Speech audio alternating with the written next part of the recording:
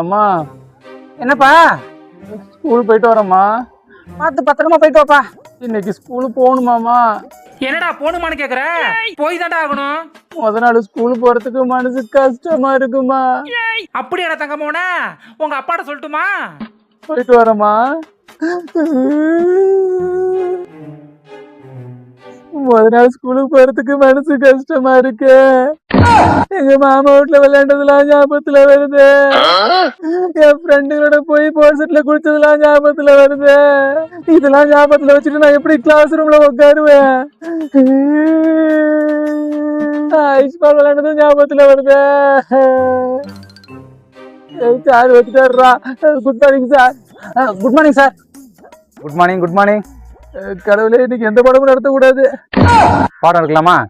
இன்னைக்கு பாடம் நடத்த போறியா? ஸ்கூலுக்கு வந்ததே மன உளைச்சலா இருக்கு.